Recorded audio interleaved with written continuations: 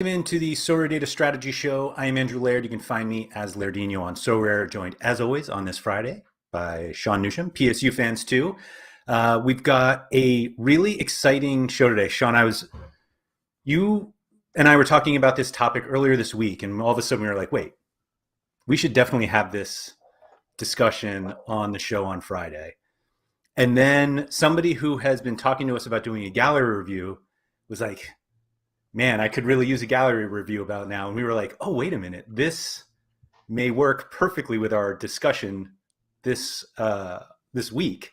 So we're going to do one for those of you who are joining us now. We do have a gallery review.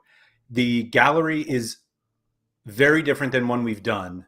It's also on the larger side. But I do want to say that there are a lot of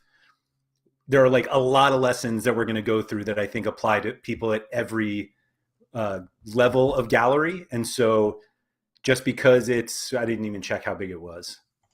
I think it's around 90 ETH or so. Yeah. And which is big. This person just got an influx of ETH that they had no business getting. And they got totally bailed out on a purchase that we may have previously discussed and partially ridiculed. I still would ridicule it, to be fair. Hey, that is why, Laird, we are here to discuss actual SO5 strategy, not trading strategy, because we are not traders. In fairness, I don't think anyone who is an expert in trading would have seen that trade coming anyway. But anyway, regardless, we'll get to that in a little bit. We will do that one toward my guess is towards the end. Just because there are some things we want to discuss in terms of just this topic of when to pay the tax, which is really just when are the right times where you just kind of have to say, all right, I'm going to go spend up in whatever spot to get whatever player for this competition. And I completely appreciate that. Like, it's easier said to just be like, yeah, just get the more expensive guy. And I think we can all kind of agree that it's easier to play this game if you have a bigger budget. But just because you can buy the more expensive players doesn't mean those are the ones that are going to help you in SO5 the most. And so we're going to talk about players that don't fit this and then players that do. And this gallery review will include plenty of both. So thank you to everybody who has joined us live. If you guys wouldn't mind hitting the like button if you've already liked what you've seen so far. And of course, anyone watching the replay, we appreciate any sort of feedback as long as it's positive. So, Sean, this topic came up because of a card that you bought earlier this week that you have been trying to buy and you finally got it. It was the thumbnail here. Do you want to explain a little bit on why you thought buying Jota was so important for your gallery? To be fair, I could have bought someone else probably, but you could have, but you didn't. Looking at the U23 forward options going into the year, everything indicates the Jota is all but signed for Celtic and will be at Celtic for this year. It seems like it's done and it's been done for like 2 weeks. But anyways, if you look through do you want to pull up a list of like U23 forwards and sure. we'll sort through all of the options that we have. And we'll help explain why I wanted to get Jota and why I felt that it was worthwhile. It also helped that I won like a secure card, and it sort of like offset some of what I paid for this card as well. I will say, to cut you off quickly though, for those of you who are listening on Spotify, if there's a video option there, so you can pull this up anytime we pull up anything on the screen. It's available on Spotify. I feel like I always mention that at the end when everyone's like, oh, I guess I could have watched this. So here at the beginning, if you are watching on Spotify, obviously you can see it on YouTube. But all Spotify people should be able to pull up the video of this to see exactly what we're talking about. So right now, for those who are listening elsewhere, we're just looking at the player rankings page on SorareData, filtering for U23 forwards. Yeah, and so we are talking about Jota. So let's sort L40 and then let's show the floor price as well, Laird. You got to get all the things in. So we're going to talk about like the sort of options here that we have. All right. So Kylian Mbappe is the ultimate tax. That said, obviously there's a reason why he's the ultimate tax. If you have unlimited budget and you are someone that just has 14 ETH to go plop down on a card, totally go get Kylian Mbappe. I have a big gallery. That card isn't something that is in my wheelhouse to go buy at the moment. Could I make it happen? Possibly, but it would just cost too much sacrifice elsewhere for me to realistically go and do it. So sorry, I'm going to cut you off again. I was speaking to someone the other day who has an Mbappe and said they would take 12 for it. So don't let that 13.99 floor throw you off. 12 is in the range. 12 is within range. So I have a situation that, like, look, if you look at the scoring, like, you see Mbappe is as elite as they come here, right? Yep. So totally go get him if you can. But if you get him again, you're going to use him in champs. You might use him in U23. It's just, it is what it is. If he gets injured, though, man, is that going to hurt. And you're not going to have a good time with that. So realistically speaking, I'm looking for a more realistic option. Also, I apologize for the dogs. Realistically, that is all Laird's fault today. We were planning on recording earlier when my dogs were at grooming, but they've been quiet recently because we filmed at a good time. But they got groomed today, so they're pent up with energy. That was my bad. Sorry. Yeah, they're ready to run around and play because this is now they're tired from that and they just want to play. So that's all Laird's fault today. So anyone that is complaining about my dogs today, this time, please direct it to me. Absolutely. Yeah. Absolutely. So anyway, so we're going to look through the forwards here in the options and why I thought it was a good play for me to get Jota. So looking at the U23 forwards, people that are comparable to Jota, we're going to say, like, we want a guy that's like over a 58 type player, whether it be an L40 or L15, like whatever. You want to expect that type of production from him. So we look at Gakpo, right? Neither Laird or I think Gakpo remains at PSV this year. And when we say all this stuff, it is possible that these guys are going to remain at their team, but it's more than likely they're going to move on to a far worse situation than what they're at. But so Cody Gakpo has been rumored heavily to Arsenal, so I don't want to bring in Gakpo. Julian Alvarez is approximately 28 days from death. He will be moving to Man City, where you can see him most likely feature in the Carabao Cup coming up. I'm partially kidding on that. I actually was talking to Laird yesterday. I think at some point he'll get a run of games where he scores a goal for 4 straight games, and he'll be worth like 3 or 4 eighth card. But realistically speaking, he's not going to be a totally playable card at any point. What if he scored 4 in one game? It's going to happen. Like, he's going to have a big game at City at some point. And it's going to be on a game. At some point, he's going to put up a big score and he's going to sell for a bunch. But the problem is, it's just going to be very difficult to play him. Mm-hmm. So then we move to Sinistera. Again, lots of rumors. I've heard Napoli around him and other places as well.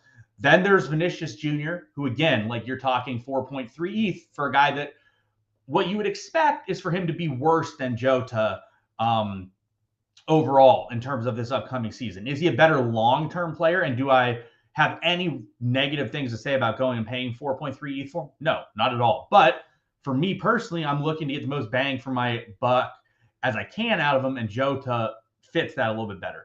Then we go to Jesper Karlsson. I have a Karlsson, so he's not really relevant here, but he could stay. I've heard rumors that he's likely to stay, but he also could move. And then Haaland, again, you go into the tax discussion. And then Tati Castellanos, Laird and I were quoted recently as saying, hey, every rumor that Tati Castellanos is getting is just amazing.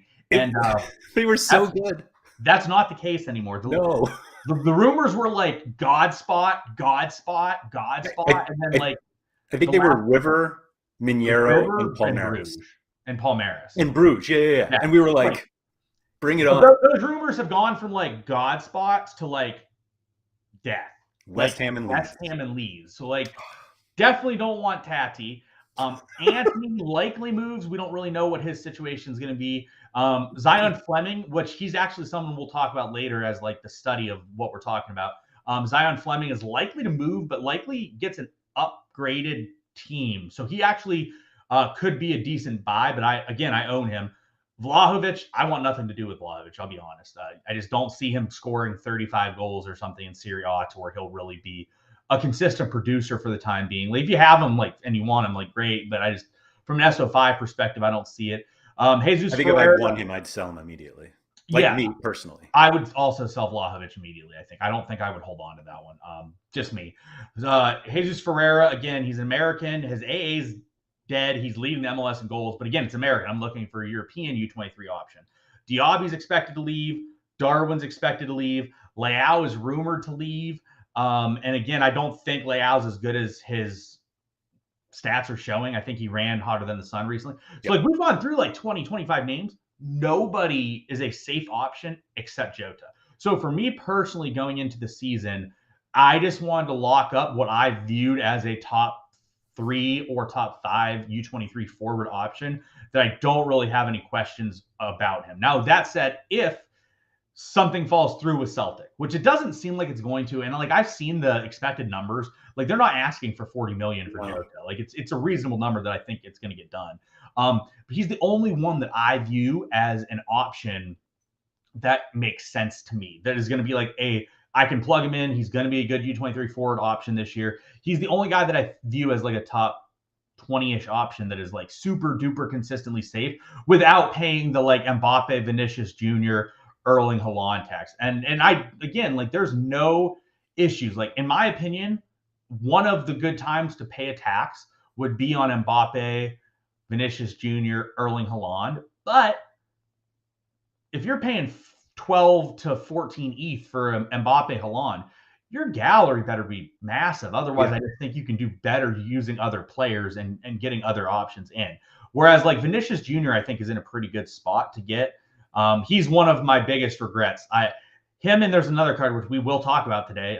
Comes up very primary in the discussion we'll have later. But I have 2 players that I really regret not buying. They're rares. At a point where I just like I was trying to save like 0.1 ETH and just backfired in my face, and I just will probably never have those cards realistically, or I will pay like 10x what I could have paid at that time for them. How much do you like just refuse to buy guys because you turn them down at like a stupidly low price? It's more so like I'm just not going to pay 4.3 for Vinicius right now. But we'll talk about the price I looked at him as because I remember exactly when I looked at him. So we can go look at the price graph later. And well, here, let's look at it now. So I was trying to buy Vinicius Jr. last July, at the beginning of July, because I was on my honeymoon and I was looking to buy him when I was trying to buy Lautaro Martinez. And I was thinking about buying Vinicius Jr. in this range. So it's probably slightly higher than that, but like, yeah, I could have bought Vinicius Jr. at like 0.5-ish and just didn't pull the trigger because I'm pretty sure I was probably trying to be like, I don't want to pay 0.5. I want to pay 0.45 and sent offers. Yeah. And then all of a sudden he was up at 1. And I'm like, well, I don't really want to pay 1. I'll pay like 0.8. And then all of a sudden he was at 2. And I'm like, well, I guess I'm not getting him at the time being. Yeah. That's a tough one for sure. Do you have cards like that for yourself, Laird? This one and the other one. The other one's probably a bigger regret for me that I did not buy those 2 cards. The one that always sticks out to me is Sinistera, who this time last year, I want to believe he was like 0.1. Yeah. Yeah. So I guess he was a little over. Well, it was like really April, May. So if we go even further back, it's like, yeah, it's just so. I remember he got up to like 0.12, and I was like, I don't think he's worth that much. And obviously you can see that was a gigantic mistake on my part. So Sam just asked the Jota value change, in my opinion. So I don't think he's going to go up tons more when Celtic announces. I think maybe he'll go up to like 2.5, 3. But it's more so I'm just comfortable enough at this moment to take the risk that he's going to sign there because everything seems in the door. I should have bought him. I actually tried when he was around 1.5, and I just didn't get the deal done. But I eventually got it done around 2. But for me, I feel like the risk is worth it now because I just find it very unlikely that he doesn't go to Celtic. Like to me, it's like 95% of the way there. So if I can save like an ETH for a 95% shot, I'll take it. I think he's priced like it's done. He's priced like it's He's priced like it's like 80% of the way done, I think. I really don't think it goes like. I do because if you look, so go look at Gakpo from last year. I guess we got some steals today. Wow.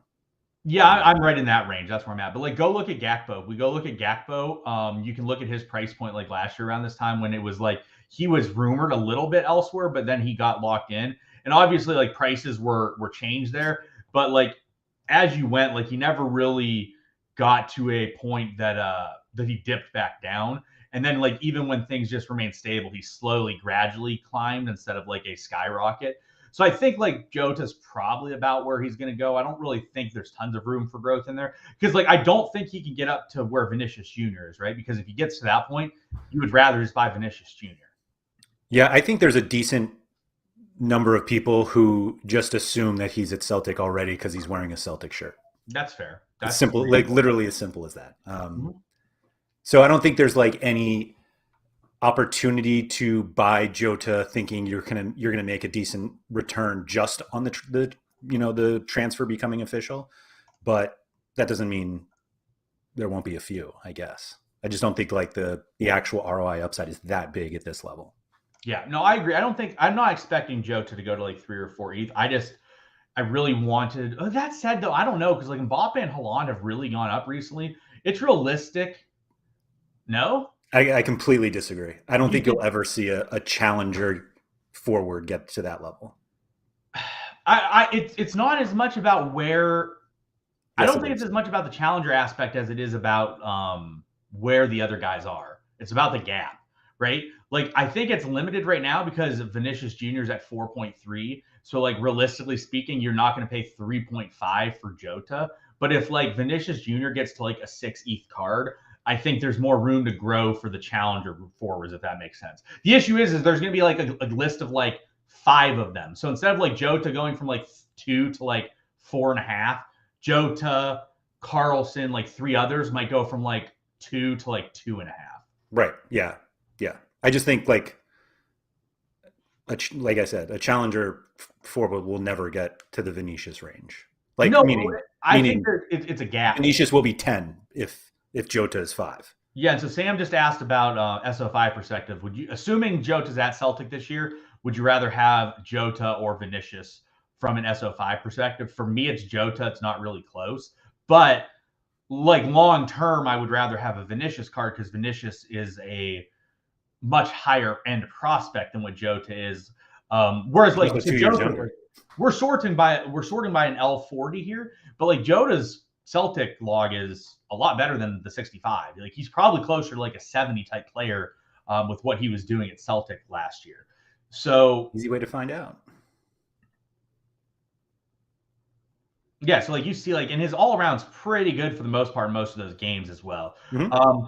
Vinicius is great though too. Like, there's nothing obviously wrong with Vinny Jr. It's just I think that we will likely see Jota be a very, very strong option. Plus, there's something to be said. Celtic have a lot of weird game weeks where having a player like Jota is really beneficial. And you and I have talked about that a bit recently, where weird game weeks and game weeks where you can really produce you don't necessarily need 20 million cards in a certain game week. Like last week with Challenger Europe, you and I talked about it, the Rare Pro Division. I won the Rare Pro Division, got about 1.2 ETH from winning that division just because I had a weird Ajax stack a weird Alkmaar stack that had a good matchup, and it was able to probably win. So like Celtic, if you have some weird Celtic stacks, actually, so Josh Forth is in here. He was talking. He messaged me the other day. He has like a McGregor Super, a Jota, a Maeda, a Carter Vickers, and another card from Celtic. He's like, do I really need a Joe Hart? And so we both know the reason why he doesn't want Joe Hart, right? Because he sucks. Yeah. Joe Hart's just bad. But I told him, like, yeah, you pretty much need Joe Hart because Celtic have enough weird game weeks where just having a Joe Hart will be pretty important for you from that perspective.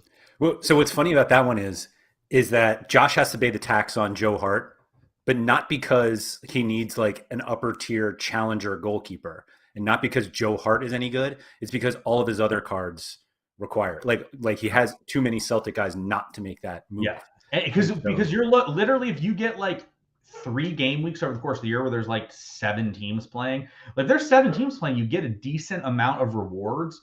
But realistically speaking, there's only so many people that can win them because you have to have effectively a stack. Like last week in Challenger, it was Rapid Vienna, Alkmaar, Vitesse, and one other team. I forget who the other team was. Whoever was playing Rapid Vienna was the other team. Like there's 4, but like they gave out 5 cards in Rare Pro, and there was only like 15 lineups. So like if you have a lineup and you have an actual lineup, it's good. Yeah, Hendo, I'm not saying he didn't have a season, but let's be honest, Hendo. Do you really believe Joe Hart is an upper tier goaltender out there? I think the not to use like a baseball term of like whatever over replacement, but like if Zach McMath is the goalkeeper at Celtic, you're probably playing an ETH. Like Joe Hart. If Sean Newsham is the goalkeeper at Celtic, you're probably like, all right, here's a serious question. Like, so I'm 6'5". I'm a big dude. Like, I can realistically cover the net and I can catch balls and I can do the basics of a goaltender, right? If I was like let's pretend like I was the Ajax goaltender, where does Ajax finish on the year? Like, because I'm telling you, like, I don't think it's relegation. Do you think they're getting relegated if I'm in net? No. Like, do you think it's a mid-table? Because I'm not even sure it's that low. Yeah, I was going to say, I think they're still like, yes, if I'm in net over someone else, like I'm giving like a bunch of goals on the year. But when you just hold possession the whole time and there's no pressure really on the goaltender, their work rate and what they need to do is just a lot less difficult. I mean, it's as simple as they absolutely smashed the league. Yes. With Remco Pasveer, Martin Stecklenburg. Like, let's be honest here. They're actually older than me. There's very few people older than me. You're one of them, but like they're almost my age. How about that? Yeah, like they're older than me.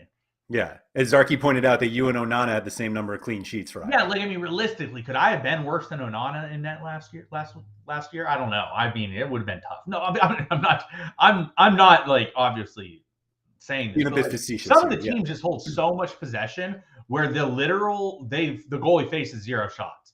If you face 0 shots, you can't really give up a goal in that situation. Right. I would imagine my L40 would have been like. Well, there probably would have been a lot of errors led to goals, so it probably would have been like 35.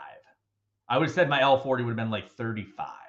But there probably would have been 5 or 6 clean sheets where the ball just didn't come near me one time. Right. Yeah, at least. Yep. At least. So you would have seen me against Zwoll, you would have been like, man, I'm gonna plug him in. He's not gonna touch the ball.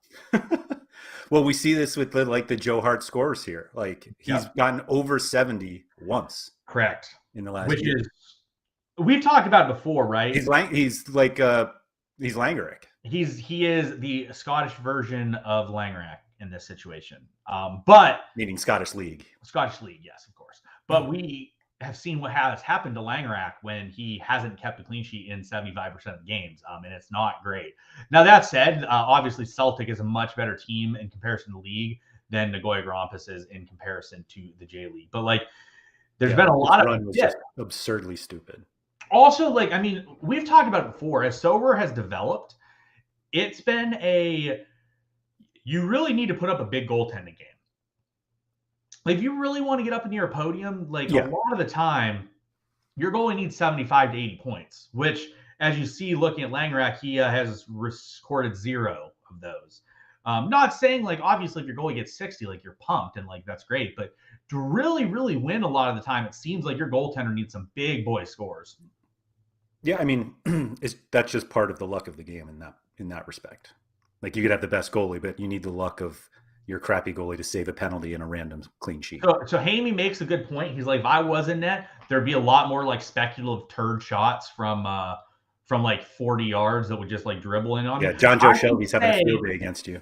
In my day, I'm a pretty athletic person. I may be incredibly out of shape, and if I had to run from one end of the box to the other, I would be like dripping in sweat and like need an oxygen tank. But like, I have really good hand-eye coordination. If the ball is kicked at me, I will generally make a play on the ball, and I can probably keep it out of the net.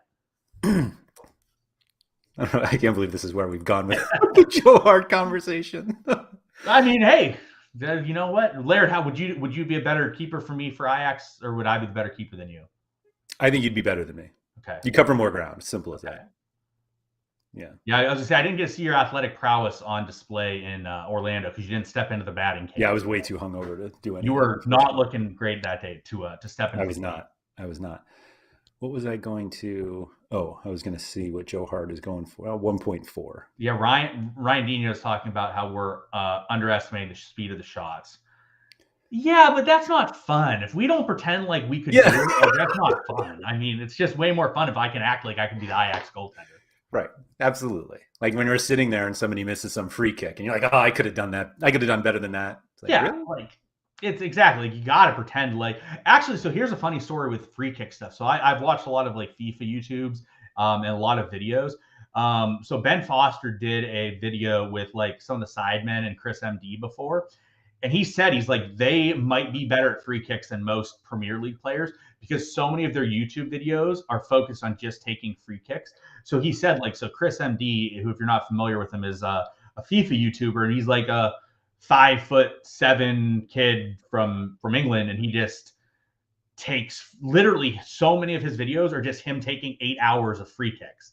So Ben Foster was on the video, and like they were like lighting up Ben Foster. Like they were scoring goals against Ben Foster. I think it was a penalty challenge, and it was like Chris MD and Mini Mentor from the sidemen, and they took 10 penalties on Ben Foster, and he saved none of them.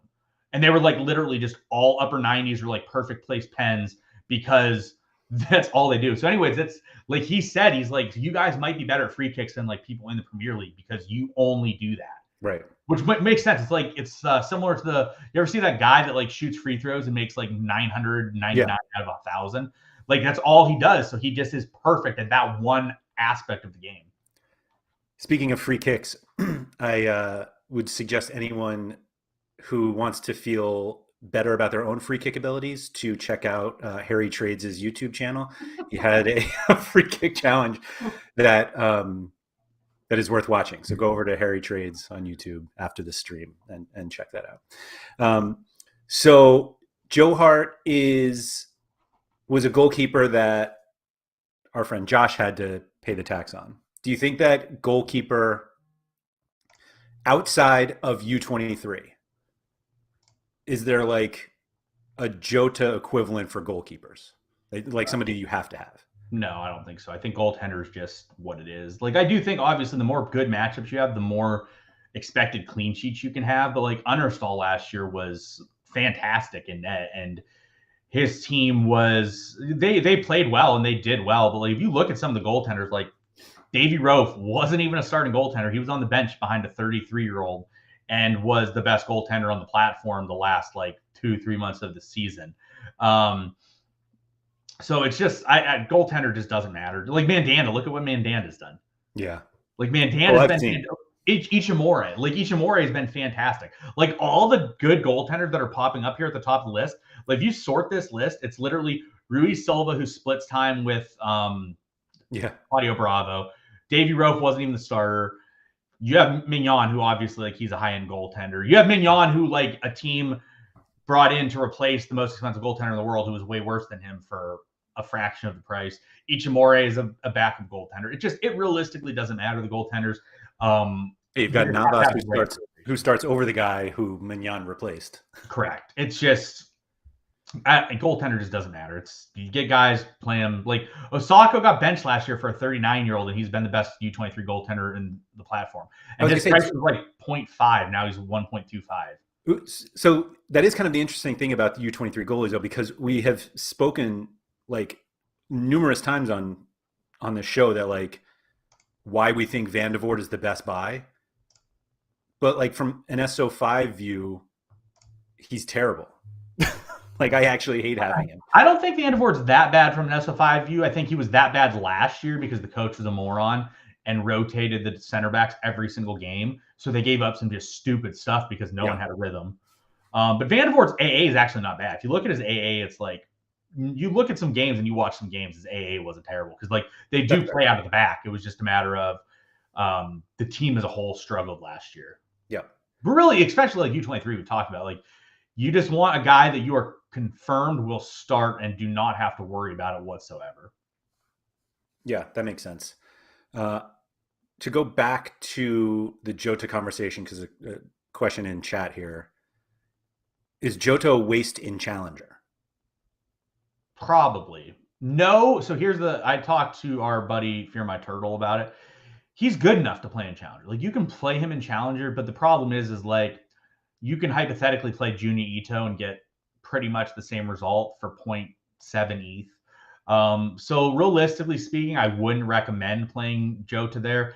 But something that I've sort of looked at is like, if you want to just start stockpiling like U23 guys and then you play them in other regions, and make sense. So like you have like all these other guys except for Tadic are significantly cheaper. Like you look at Dino Hotic and Jakub Jankser, they're 25% of the price of Jota.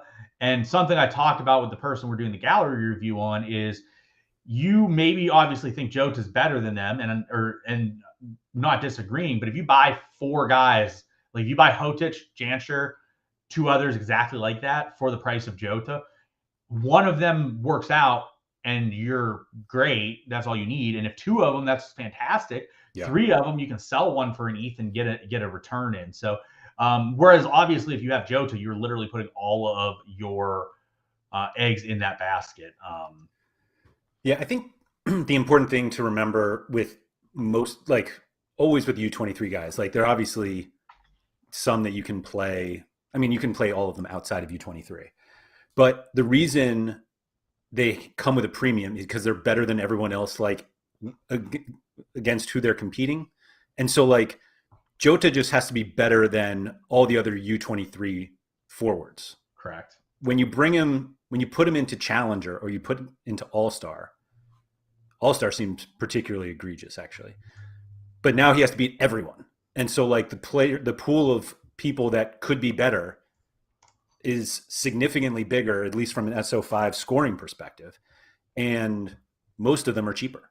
Like we said, we have them right here with Hotic. Yeah, but so here's a thing that I've talked to you about before. A lot of the time, it's just about making your best lineup. And if you have Carlos Gil and your best lineup for that week is to play Jota in All-Star Rare Pro, that might make sense. I'm not saying you want to do that all the time, but like if you flex it occasionally, I think that's fine. Like this year, like I flexed Brozovic and my Inter stack to global once or twice. I flexed Lewandowski there once or twice. I flexed some cards there that maybe wouldn't have made the most sense otherwise because my lineup elsewhere maybe wasn't as good. And then also maybe my gas lineup was really good if I did it. So I did that. So National Interest TV asked about Paulinho. I don't think much of him because he doesn't start every game.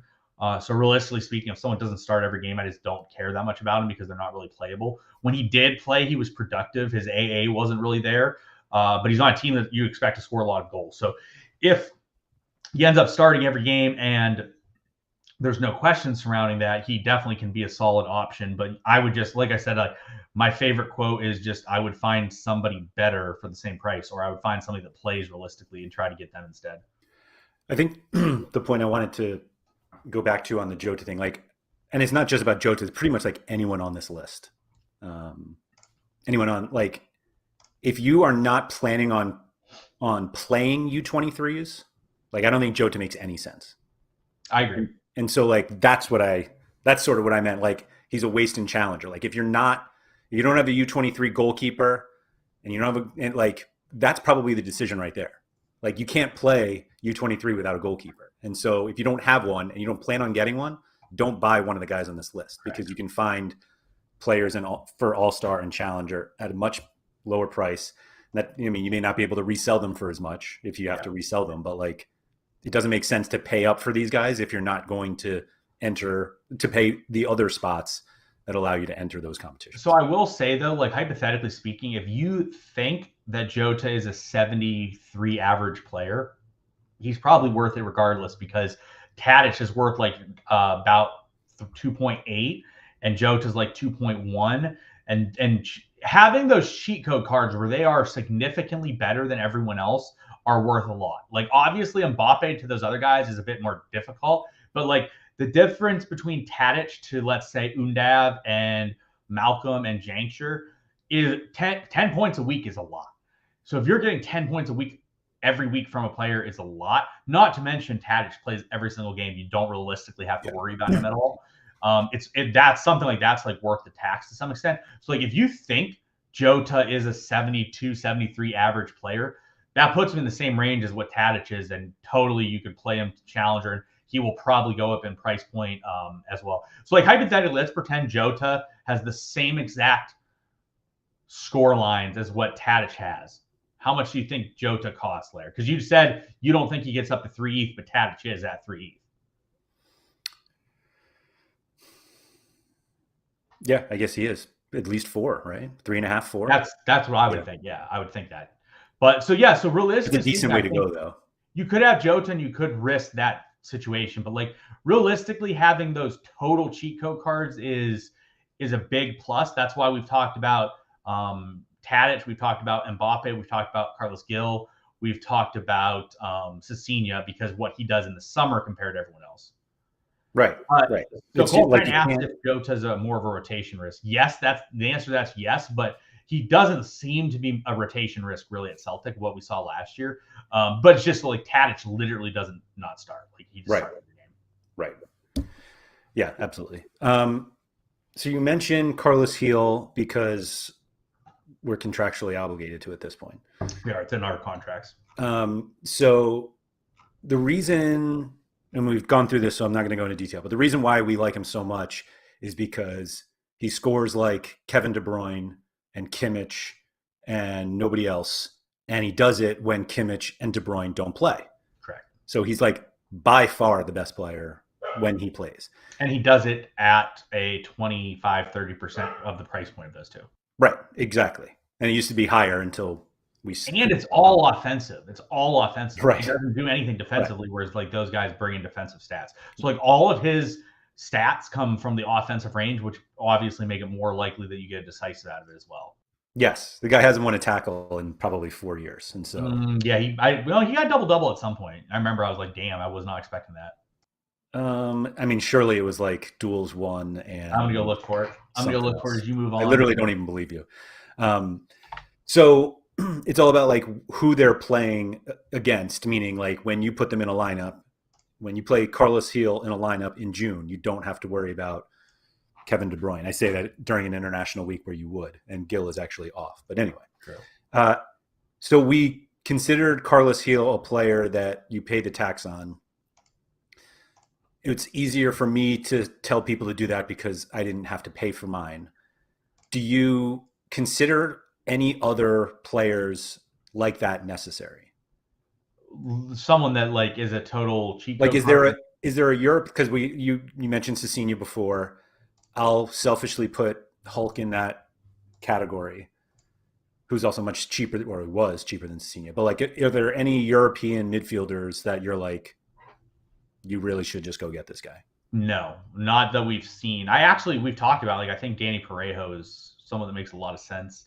I guess the one person who did it this year was Eriksson, but I don't know if that's realistically it wasn't a full season either. Yeah, that wasn't a full season. I'm not sure. Yeah, so Kaku was the season, but Kaku really, he was great, and he was definitely that from a U23 perspective, but he also wasn't like, it's a fantastic card, but like in terms of the overall workload, like as you see, like this season, yes, I guess it was Kaku. Like I guess it's reasonable that you talk about Kaku, but like we know who the cheat code options are. It's like Kaku, it's like De Bruyne, Kimmich, Kroos, Parejo, maybe Eriksson. Actually, I think someone that's probably similar but not as good is Hakan. Hakan was really good at Inter this year. He took all the sets, and most of his stuff was offensive. He did have more defensive work rate. Could be Enzo Fernandez if he goes to Benfica. I mean, it used to be Morioka, but I don't think people were like going to get Morioka. Here you go. Actually, Laird, do you want to know the last time Carlos Gil won a tackle? Sure. Pretty funny. I wasn't expecting this, but when was the last time Carlos Gil won a tackle, Laird? I think it's at least last season. It was this season. He has one tackle won on the year, and it was against Pumas in March. Yeah. I also don't believe it. Yep, he won one tackle. I mean, it could just be as easy as someone just dribbled into him, right? Like it happens. I'm not sure he's getting close enough to other people when they have the ball. He got a double-double at one point, but I think it might have been interceptions. That I could believe. Yeah, like I think he got like a double-double with interceptions, which is fine.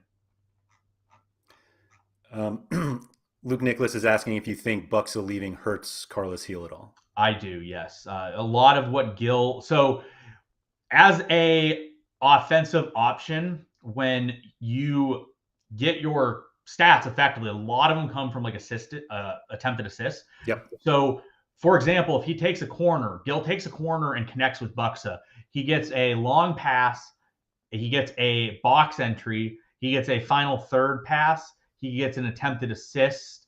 So that's like 3.5 points. So being able to just lump in across off a set piece, like he probably gets 10 to 15 set piece a game, Carlos Gil does. And Buxa is the best player in the air on that team.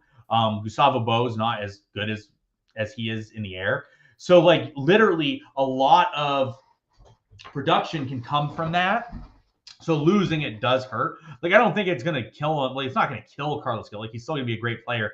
But Carlos Gil and Adam Buxa's correlation is typically really, really good.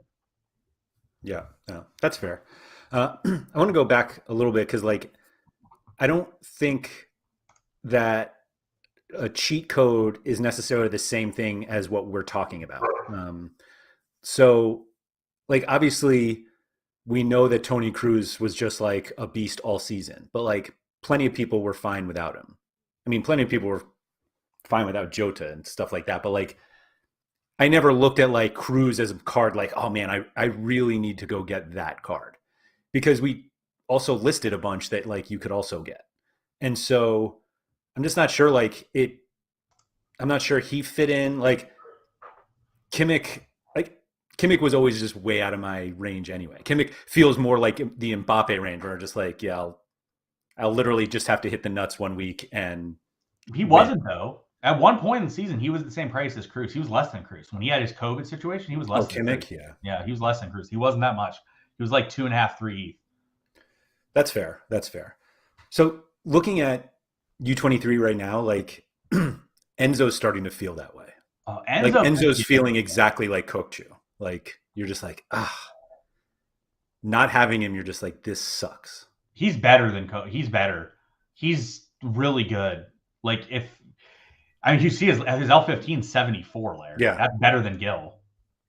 Like his stat line is incredible. It's absurd. And like his bad games that are showing, like those are sub-ons. So like every time he plays, he just rips at least 55 points. That's definitely a card worth getting. And if we had no hesitations on him, I would say here's a question. How much is his rare card if there was no leaving rumors? And to be fair, his leaving rumors are favorable. I was going to say, like, I think he goes up. Like, he gets more expensive if he goes to Benfica. Yeah, but like pretend there was no rumors and it was like there was a report that Enzo was at least staying at River Plate till next summer. How much is the Enzo card? Because like I'm thinking it's like 4 to 5 ETH. There's no one that does it like he does it as a midfielder. And I've watched the games. It looks sustainable to me. Like what he's been doing looks sustainable to me. I don't think Sam was saying in Benfica he doesn't take as many sets or PKs. I didn't think he took sets at all. Yeah, he doesn't take sets at all. Yeah. He does take some PKs, but everybody takes it on that damn team.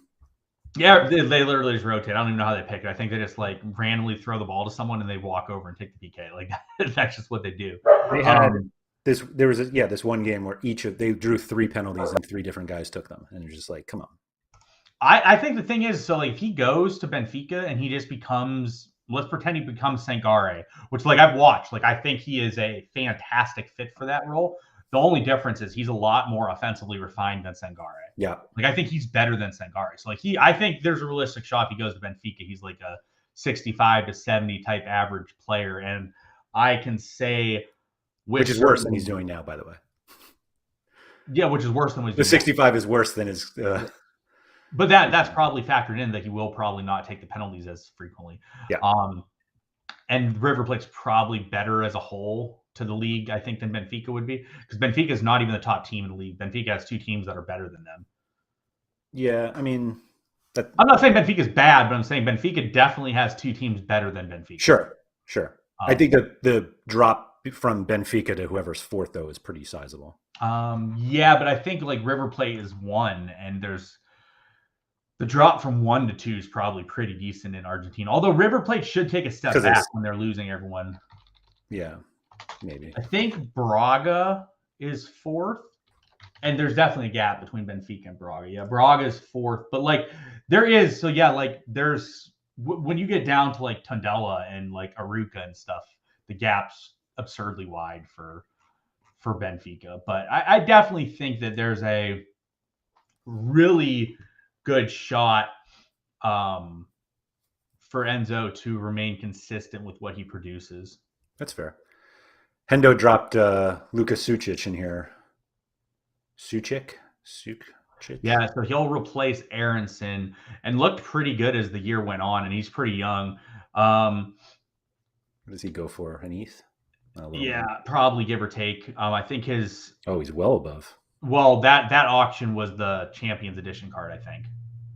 The 1.267 was the Champions Edition card, so it's probably like around 1.11. Around ETH, yeah. Yeah, that's a great card. In theory, he should be really good. We know that they dominate the league, and he does a bit more defensively, I believe, than what Aronson did, which is helpful because that's he does nothing, by the way. What's up? Aronson defends like Carlos Heel. Yeah, Aronson doesn't get much defensive work rate, which draws back what you could expect. So, like, I think Sucic is a really good option. You're not getting any early finder's discount. Francisco, we're not talking about all time. We're talking about what it is right now. And right now, Porto and Sporting definitely appear a bit better than Benfica in the current form. But it doesn't matter. Like, that's not the point of the discussion. The point of discussion is that Benfica has 2 teams that are on the same level as those teams. Like Sporting, Benfica, and Porto, like when they play them, you're not like, wow, this is a slam dunk. He's going to go out there and just slap some points down and have a huge game. You're like, oh, this team's actually pretty good. And then Benfica might be a worse team than them. But it really doesn't matter because the type of player that he is will produce any game anyways because he'll be active both offensively and defensively. Right. It pretty much feels like there is never a spot where you're like, I don't know if I'm playing Enzo this week. Correct. Yeah. So for instance, the gap between the top 3 and the rest of the league is pretty significant. Right. So that's why we've said that moving to Benfica would be a fantastic move for him because it's a great landing spot for Enzo to be in. Yep. You somewhat recently, picked up a Jurriën Timber. Yeah. You thought was someone you had to pay the tax for. Does the rumors to Man United make you feel any differently? Yeah, so I probably when I bought it, there wasn't really rumors. It looked really more likely he would be staying. But I don't know. I guess I'm not as worried about that move as other people are because Harry Maguire does not fit that system. Mm-hmm. That system really could use someone like Jurriën Timber. And therefore, I think he would start anyways. Does he remain a 70 L40 player? No. But if he's a 60 L40 player in Champ Europe, that's a fine trade-off that you're probably okay with. So does he become a Champ Europe defender? You could use him in both, I think, especially if he goes to 60. Like if you look, like let's pretend he dropped to a 60 L40, he's still a top 10 defender, right? Yeah. So it's still a reasonable option. Obviously, I want him to stay. It looks like he's going to stay. I think he's going to stay. But it's not as definitive. Today certainly sounds more likely he stays than he goes. Yeah, like it seems like he's going to stay. It seems like Sutalo is going to stay. Obviously, TAA probably stays. Like by probably, I mean like TAA is staying. So it's just those guys are staying. Schlotterbeck's leaving, but he should definitely start for Dortmund. Carter Vickers is likely staying, but he ages out. Uba Meccano is probably the one with no questions, really. That's as good as Timber. Yep. I can't imagine he doesn't start, but his price point shows that. And he did have some times this year where he was not very good and got removed from the starting lineup. Guy that I think could take a jump, actually, is Fofana. He's had transfer rumors up, but I think he might get one more year at Leicester and then move. But he's really athletic, so he fits the matrix well because he gets a lot of duels and he's productive. So like, and then another guy, so also someone that was rumored to Man U is Inacio. Inacio has been rumored. And I think he'd be a good fit there as well. But like again, him and Timber both going there don't make much sense. Yeah, that's fair. Yeah, I feel like there's a decent drop off though. Like there is like I wouldn't really like the top end guys are who you really want. Like you really want the Upamecano's, the Timbers, Sorare. I mean TA. So I really like TA because if you play him in a matchup, like here's the thing, right? If Trent Alexander-Arnold is playing Liverpool, or I'm sorry, is playing Man City, you just don't play him. It's not that hard. But like if Trent Alexander-Arnold is playing like Leeds, basically, and you're sitting there and you're like, well, they're playing Leeds and Trent Alexander-Arnold's going to start. Well, you plug him in because his upside games are going to be huge because he has so much offensive work rate. The issue is you just don't play him against like Real Madrid. You don't play him against Manchester City, games where he might struggle to have that offensive work rate because they're playing an actual team that is on their level. So much of what Sorare is and what people I don't think fully understand is you're playing matchups and you want your team to have that your players on to have as many lopsided matchups as possible. Like you don't want your player playing Manchester City because if they're playing Manchester City, that is bad for your player. Mm-hmm. You want your guy to be playing as many turd box teams as possible. So the more teams that are on your team's level is worse. That's why like we talk about the Premier League and like guys going to the Premier League, like you have 6 to 8 teams in the Premier League that are at least really solid. And even the bad teams, like most of the mid-table to like middle third type teams, they're at least solid. They're not like pushovers that you're just going to absolutely smack. Whereas like obviously like, you go to the Bundesliga and like you go down to the 10th place team, Bayern's going to just go out there and be a 3-goal favorite against them. Sure. Yeah. I had something else to say. Now I completely lost on that one. Mbappe subbed off injured at halftime. Oh. I think that's what Josh Forth was referring to earlier in the game. That you killed when Mbappe. He said that I killed Mbappe. Trent Alexander-Arnold, a player we'll discuss pretty shortly in our gallery review. Just a little hint for those of you who haven't figured out who we're talking about yet. I think if there's a U23 situation that like it seems worth it, this is the group right here. Like most of the defenders don't seem to be super concerning to me that don't age out. Like, I mean, right. Timber, I think stays, but if he moves, his rumors literally only Man U. I guess it was Bayern too, wasn't he rumored at Bayern? Yes. But again, I've talked about the Bayern move before. If your rumor is Bayern, I'm not in DEFCON mode because you at least have the shot at being an elite level player. Sure. Upamecano, I don't think there's much of a risk when Schlotterbeck actually upgrades teams and will start. Sutalo apparently is going to stay. TA is going to stay. Fofana will stay, and if he moves, it would be an upgraded move as well. Inacio is going to stay if he moves. The only rumor I've heard with him is Manchester United as well. Yeah, the only thing I was going to say about Alexander-Arnold is that because they're done minting his cards, like it may be just like how much of his price do you think is based on the actual scarcity that we're not getting any more cards from him? So for those wondering, TAA is the other card that I was talking about earlier that I regretted not buying. I looked at buying him a long time ago. Like literally, I'm talking like probably before last June. It was probably like last May, and it was like around point. It was just such a cheap price. His price point was like dirt cheap, and I just didn't make the move. And then, as you see, he's priced out. I didn't say that Inacio was an upgrade, Sam. It's a downgrade, but Man U's a chance you actually will most likely play if he goes there. Which, to be fair, being able to actually start is one of the things that you look at most when going on a move. Because if you don't play, you're going to be hurt. But yes, obviously, someone going from an elite level team to a not elite level team is a downgrade. Yep. Agreed. So yeah, I don't know. It just doesn't seem like Alexander-Arnold cards trade that much because like the people who have them don't want to give them up, and we're not getting any new ones. And so, Nando said he sold his Mbappe today. Sold one of his Mbappes today. Yeah, you definitely could get a price point on an injury. I don't think that it would have to be a pretty significant injury, I think, for a guy like him to go down. Yeah, I'd say so. Let's see. Oh, there was an auction, Mbappe auction today. What did it go for? 14.3. So that's the highest one we've seen in a long time from an ETH standpoint. That was You Never Walk Alone. Pick that one up. Oh, it was the Champion Edition. Yeah, that makes sense. That makes sense for sure. Yeah, I didn't obviously see the injury, but it definitely would make sense if it's the we don't care about the Nations League sub, and he was slightly limping, and they just yanked him off. Right.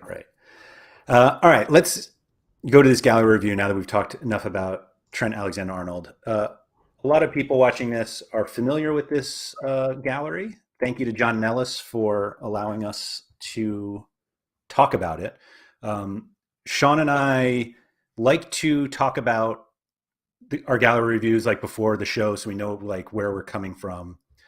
And admittedly, we agree on most things. We agreed on a lot of things when it came to this gallery. And so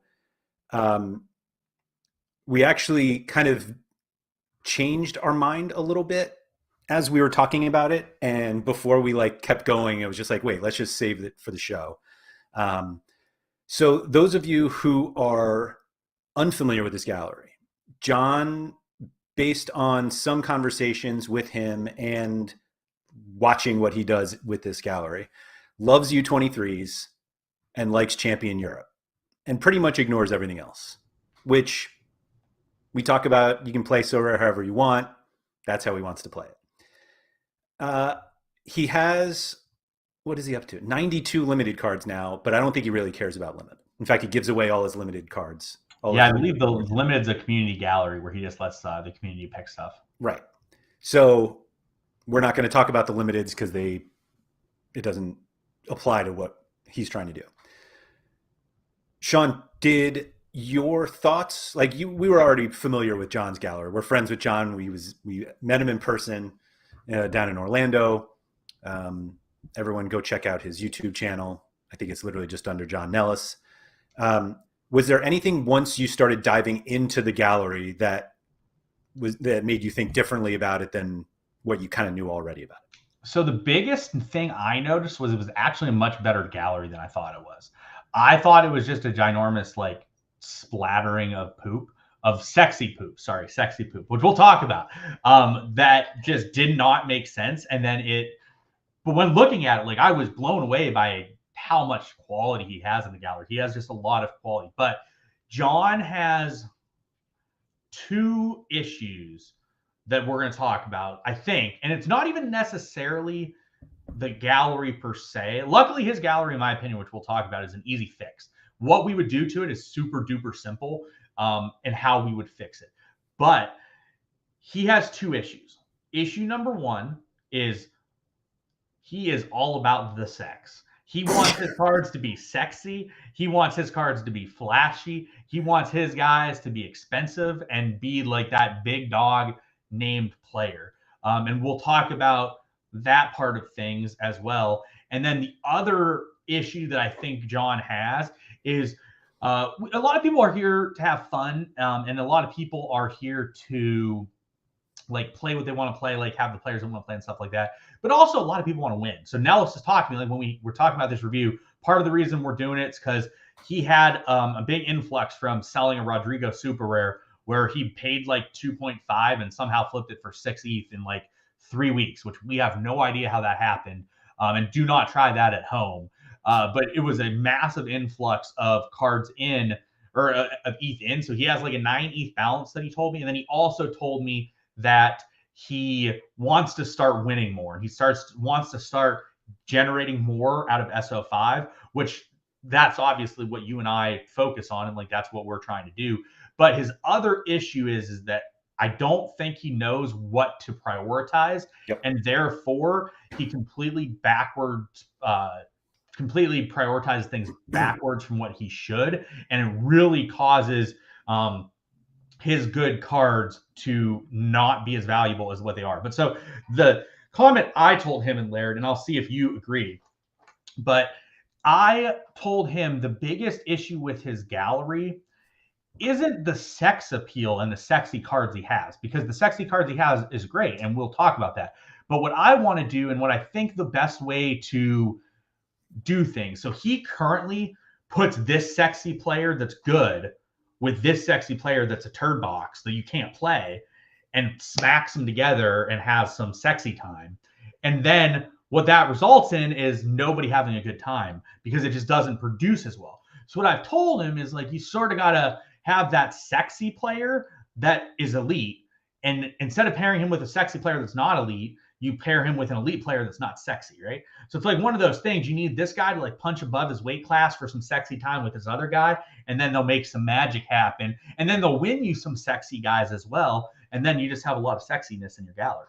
But that, would you agree that that's like his biggest thing, is that he just slaps together some good sexy players and some bad sexy players and makes some not sexy things happen? And if he just sort of embraces maybe more so players that aren't as appealing to with those guys that are really good, that would help him a lot.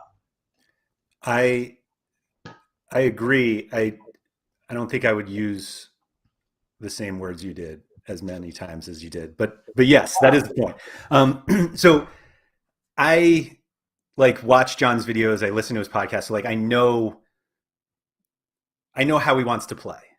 Like he's very open about like the cards that he buys and like what he's going to do with it. And I think, and he kind of also admits that like there's a degen part of him that like needs to go buy cards, like that Rodrigo super rare. And he recognizes that there is a that there's a gap between like the cards that he has and his SO5 success. It's like if I'm buying these cards, I should have more success. And I think that when I hear that, I'm like, well, he's just buying like the wrong cards for what he's trying to do. And when I dove into the gallery more, I was like, he actually is not as far away as like he makes it sound. Like I just like hadn't spent any time looking in his gallery because it just seems weird.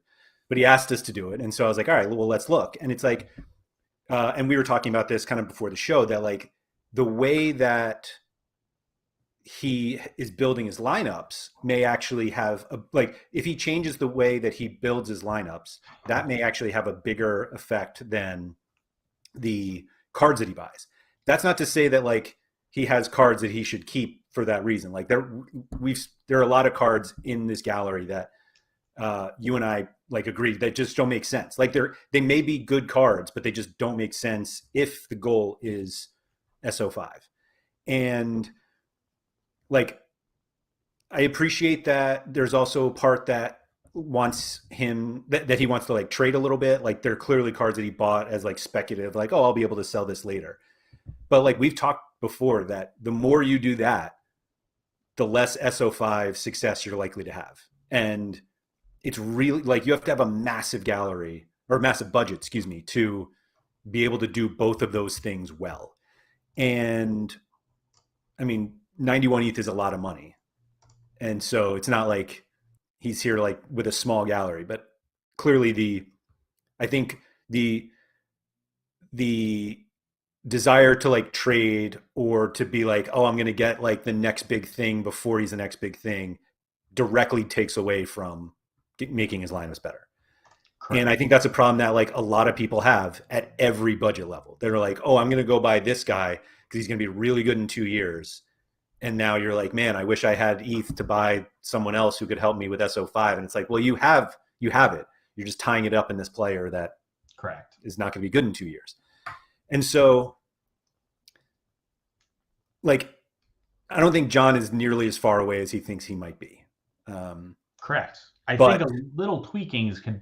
He has the pieces to make this gallery in a very, very high churning gallery. Yes. If he just does a couple things differently than what he's been doing. Absolutely. And I think the first thing that he needs to do is figure out what he actually wants to prioritize. Because not to say that I think we should ignore the Champion Europe stuff, but the U23 is really the focus here. Like John likes U23 players, and that's what he wants to win.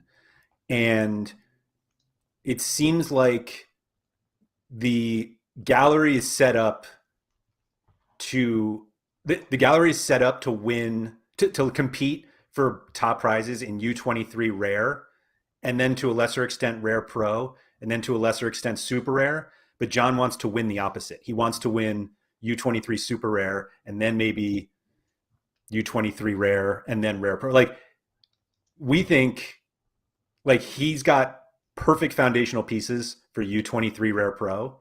And looking back in his lineups, it seems like rare pro is kind of the throwaway. But like, I think with like a few tweaks, John could just like print from U23 Rare Pro. Not even just U23 Rare Pro. I think he can print from Champion Europe Rare Pro, and I think he could print from All-Star Rare Pro as well. So I'm going to go through the first part that I talked to him about that it made sense to me. So if we look at Rafael Leao, so John, from my understanding, thinks that Rafael Leao is the best player of all time. He's slightly better than Mbappe. Slightly better than Mbappe, definitely better than Messi. That's where Rafael Leao lives. Now, am I going to agree with that, or is Leao? No, probably not. But so we're going to look at Leao. Now we're going to pull up Zion Fleming. So these two players are both forwards, both the same age, both the same position. If you look at their L5, L15, L40, they're pretty identical players. Would you agree, Laird, looking at the two of these guys, they're pretty identical? They are very close, but I think Fleming might actually be better. Yeah, and I don't disagree with that. But so Leao has slightly better spikes, whereas Fleming has a bit more of a safe floor. But fair. Fleming also has the upside. I think Fleming has a good chance to get a good positive transfer, whereas like Leao, I'm not sure he has a great transfer. Maybe. I mean, I'm not as high on him, obviously, as John, but that's not really the point on this situation. So as you see in what we just talked about, like they are pretty much the same player effectively. They're the same SO5 producer. What you get from an SO5 perspective. If you look at the last sales of the super rares, like we're going to go look at what the last sale was of a Rafael Leao super rare, and then we're going to compare it to what that was of a Fleming super rare. So as you see, the most recent Leao super rare sale was 8.95 ETH. So that's about 9 ETH. Now we're going to go to Fleming, who is the same player, and see what his super rare sale was. And his super rare sale was 2.2. You are getting the same player effectively for 2.2 as you are for 8.9. So what I told Nellis, and this is something that goes back to our tax discussion that we had earlier. You want to have some of those elite level tax players as well, but you also want to be cognizant of what the other guy is that you could have in the same situation. So what Nellis told me, and he told me this comment, and he said, well, the reason I don't like Fleming is because I'm worried that he gets a transfer that's not good. Well, I said, I'm like, well, the same thing could be said about Leao. And he's like, well, I think Leao is a higher end prospect. I'm like, I'm not arguing that. Totally agree. Leao is a better high end prospect. But I told him, I'm like, but you can buy 4 Zion Flemings for the price of 1 Rafael Leao. If your 1 Rafael Leao fails, that card's dead. That 9 ETH worth of investment is done. Whereas if you have 4 Zion Fleming type players and you spread them out, you have a lot more coverage for different leagues, and you also have a lot more opportunities for someone to be really good. And you don't need all 4 of them to pan out. You need 1 or 2 of them to pan out, and then you're effectively ahead. But that's not the whole point with the Leao situation. My point with it is like, yes, you want to have some players like Leao super rare instead of a Zion Fleming super rare, but you also want to package them together. So if we look at this gallery from a goaltending perspective, he has Luigi Donnarumma, Van de Voort. Those are 2 of the best U23 goalies you can have going into next year. He has Safonov too. Yeah, he has Safonov too. Then he has Kachu. He has 2 Trent Alexander-Arnolds. He has some other guys that make sense. Like, and then if you look at Champion too, like he has Courtois. He has Depay. He has Florian Wirtz. And then he also has guys that work from a challenger perspective. He's got Hans Vanaken. He has guys like that. So the way that I would revamp John's gallery is first of all, I would sell Leao. I think 8.9 for Leao is kind of ridiculous. That's me personally. I don't think that's what John wants to do, so I'm not going to give that as like an option here. So the first card I would move is Trent Alexander-Arnold. Having two Trent Alexander-Arnolds to me doesn't make the most sense, especially when you can get 4 to 5 ETH from it. The first, actually, I think the first card I would sell is the same one you would sell. It's Dejan Kulusevski. I just don't think Kulusevski's that great of a card. He's a midfield card with no all-around game. He ran like the sun to end the season. I just think that his value is probably a bit higher than what it should be right now. What's funny is he ran like the sun, and it was okay. It was okay. It was like mediocre to good, I guess. I mean, the good games. I guess he has a few 80s. So like what I would do with John's gallery is I would sell Kulusevski super rare. I would sell Leao super rare, but again, like I said, I don't think John's going to do that, but I would do that. I would sell a Thibaut Courtois. I don't think that card makes tons of sense for him at all. And I would sell one of his Trent Alexander-Arnolds. So what that does is get him around 20 ETH if we don't get rid of Leao, let's say. And if we get rid of Leao, that gets him around 30 ETH. And what I would do is, so if we look at this, we're talking about all these elite rares he has, right? He has Trent Alexander-Arnold, Vonnekin, Wirtz. If we keep scrolling down, we have other great rare cards as well. Gakpo may or may not be good again this year. Depay, Kachu, Bruno Guimaraes. There's good cards that are rares. Like Joao Felix could be really good next year. Leroy Sané could be good. Yeah, we're praying. We both would really like that as well. So Lairdinho, I'm not saying sell both Trents. I'm saying he should sell one of them because having two of them kind of is just a nonsensical overlap. But if he does keep two of them, he could play one of them in Champion Europe Rare Pro, and he could play one of them in U23 Rare Pro. In U23 Rare Pro. But the issue that John has is, as you see, like we go back up at the top here. Let's look at his super rares. He has a Leao who is not very good.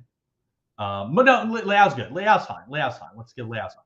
He has a Kulusevski that's not very good. Hey, if you're listening, John, You Never Walk Alone is in the chat. He, I'm sure, would be happy to buy a Trent as well. And actually, Trent's probably not one of the first ones I would sell. It would probably be Courtois, then the Kulusevski super, then we'll get to the other one, and then Leao. Like I would sell those cards first. But like you have Jonathan David. That card's not really usable in anything as well. Tondali, I know John just bought it. I don't really see that as a playable card. I think that that's a card I would possibly looking at going. But like, so he's got a bunch of super rares who are very expensive, who maybe are not the best. So what I would do if I'm John is I would look at my Champ Europe, and you will disagree with this, but I actually think he's set up decently well for Champ Europe. Yeah. No, I think he is. I think that's why I didn't want to talk about it. You know what's funny? So you know what's actually a hilarious card that I actually told him months ago. I told him this like a long time ago that he should have bought this card. Why does he not have a Danny Parejo super rare? Yeah. Because it would have been the perfect card. Gallery, like perfect card. So if I was him, I would go through my. What does that go for? Well, I mean, at one point it was like 2 ETH. Like when I told him to do it, it was like 2 ETH. It's probably like 3.5 at this point. But it's such a good fit for him. Yeah, so like I think I told him months ago, like even before when Tegut or Diego's bought it, like I told him a long time ago that he should buy this card because I think it makes sense. But it's like a travesty that he doesn't have. I don't know why he doesn't have it, because it's the card that he loves like more than anything, and it made more sense for his gallery than almost anything. I'm pretty sure I told him to buy it around 5 or 6 months ago, so probably somewhere between where it was worth like 2 and 3 ETH. Like I probably told him somewhere in that range to buy it. But I think what John needs to do is he needs to go through his U23, Champ Europe, All-Star during European season, and Challenger Europe teams. See what he has for rares in those regions, which like, again, like for U23, he's got Bellingham, Donnarumma, Leao, TAA, Wirtz. Just looking at this right here, right? Like just looking at this stuff. A good player, like I don't understand, like Kamal Sulemana. Like I'm not saying Sulemana is not like a good long-term prospect, but from an SO5 perspective, that's just a card you can't really use at all. Mm-hmm. And like you need to free up ETH, that can be a spot where you go do it. But so what I would do is I would go through each of those regions, figure out where you have the super rares, or I'm sorry, where you have the rares that make the most sense, And then I would start filling stuff in with maybe slightly unsexier type players that really perform above their grade because they're not as sexy as well.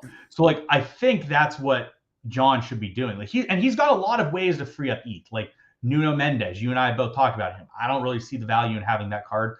Maybe a little bit more because he has a Donnarumma, but like he's already got Hakimi, which is like a better version in every way than Mendes. Well, he's been talking about playing all three. Like that's what he wants to play. Yeah, but like you're not going to realistically play all three that frequently. It just won't make that much sense. My favorite is that John laments the fullback scoring, that like it hurts fullbacks, and then is like openly wanting to play Donnarumma, Hakimi, and Mendes. Well, and Trent, he only has fullbacks. Like all his guys are fullbacks. Well, it's fine. Like, Trent doesn't count. Yeah, like Trent's the out. Like I'm not willing to have a discussion about the fullback scoring. Like I have my opinion. I disagree with everybody about it, but like, and Trent's the outlier here. But like, surely there are better options than Nuno Mendes and Hakimi if you want to have some sort of stack. Like there has to be. Yeah, exactly. There definitely is, and there definitely will be. But so like my main thing for John is I think his rares are in really, really good spots. And he's in a really, really strong option. Yeah, so Sam and Mark are talking about buying Parejo Super. I'm not saying he necessarily should go buy Parejo Super today. I don't think it's the most unreasonable card, but it made sense for his lineups. Yeah, but in terms of like what John needs to do is he basically needs to find just good super rares that are in U23 that can sort of like travel between regions, like U23 mids, U23 defenders that can sort of travel from the different regions. And if he really gets good U23 super rare type players, he can just smash a lot of these regions. Because like if you put a lineup of like Donnarumma, Trent Alexander-Arnold, insert good midfield super rare here, or like decent midfield super rare here, Leao super rare, and then someone else, you're going to end up having a really fantastic lineup. Like if you run Donnarumma, TAA, Jude, Leao super rare, and then another good super rare that's maybe 2 ETH that's a good producer, you'll just start printing. And then same thing. Like if you have a lineup in Challenger that's someone, Vonikin, someone, and then you have 2 decent super rares as well, I think that makes sense. So like I think John's main focus, he needs to revamp what he prioritizes, because he prioritizes D2, but he doesn't have super rares that are really good enough to win D2 or D3. And so what that does is that makes his D3s really weak, which in theory is his strongest position because his rares are really good to go there. And then obviously the rare division, he has decent cards as well. But if he just sort of like went right down that middle gap, bought like 8 to 10 good super rares for about 20 ETH, and just have them to sort of encompass D3, it will, 1, help his D3, 2, help his D2, because he'll be adding in quality there, so it pushes other players into his D2s, and it will also help his D4 because he's going to start winning more rewards, which will then get him better rares, which will then funnel into D4. Yeah, so I think the whole thing came down to like priority, that, and you just said like he puts in some of his better super rares in D2, which makes the super rares that go into D3 weaker, and the D3 lineup is weaker because he's not playing. Like, you don't buy Donnarumma or Bellingham or TAA or Verts when he's fit, or Gakpo or Kokchu to play in the rare division. Correct. Like you play them in Rare Pro because the prizes are best there. So he clearly went out and was like, I'm going to get the best rares. And obviously, just because you can get the best rares doesn't mean you can get the best super rares. But it's almost like, all right, well, let me just get a bunch of super rares and I'll just like plug them in with my really good rares. But it's almost like there's too much, like it's too much depth in terms of the number of cards. But like I would, like we said, like even if you wanted to keep Leao, but like if you could sell Kulusevski, David, Tonali was actually decent at the price, but like Omari's pretty good. Like that, you could probably put him in D3. Yeah. But like Kakare, Verscharen, Yari Verscharen, Sulemana, like you're just not playing those guys in your best lineup. And 2 Pershers is funny, but I think those were always like flipping opportunities. But I don't know. It's like, and the problem is too is here, right? Like you just said, you wouldn't play any of these guys in your D3. He doesn't have anyone else. right. Those are all the supers he has. Now that said, if you're playing like a Kakare or like a Yari Verscharen in Division 2, like okay, that's fine. Like you have somewhere to play them. It's okay. It's not as big of a deal. Whereas if you're playing them in D3, you just can't justify because like, you just have the most elite cards. Like he really does have some of the most elite cards that he can run in all the regions, but then he just doesn't have anything to surround them. So he ends up sort of like killing all of them because of what he prioritized. And we looked through his D2 winnings, what he's won in D2. He's won virtually nothing in D2 over the course of this season. And his best results, despite having really, really mediocre lineups, is D3. Like his best cards were like his card Vickers was in D3. Yeah. So Hendo brings up. So Hendo actually brought up exactly what I was saying. Hendo, thank you. We appreciate the assist. So John has talked about wanting an Mbappe. I'm not saying he should definitely go get it. I am. Yeah, that's fine. If John wants to be sexy, going and buying an Mbappe is totally fine. But the caveat with that is you have to sell Leao. Oh, yeah. Yeah. And that's how you fund it. So in that situation, you go buy Kylian Mbappe, then you buy 8 to 10 super rares that you can play, especially U23 mids. And you go and you're looking at a Donnarumma, Trent, Mbappe lineup with 2 good to elite level super rares. And that just will print in D3 all year. Yeah, I think the biggest thing that we're trying to say is like everything for this gallery should be like every lineup should be made to make, or every decision should be made to make the Rare Pro lineups better. Like Rare Pro with this gallery is where the focus should be. And it's fun winning super rares when you can, but like you're not winning the best super rares in the super rare division. Like you have to play the unique division to win those. And so if you're in this position, like Rare Pro is where the focus should be. And it feels like Rare Pro is kind of like let me get my super rares in super rare. Let me get my elite rares in rare. And Rare Pro seems kind of like, oh, I'll play Leao and my extras. Like the best cards should be in Rare Pro. Yeah. So Mark actually is talking about like, so there's a lot of people that have galleries similar to John that make the most sense to start buying the super rares. So you want to get ahead of the game on that. And so here's my thing, right?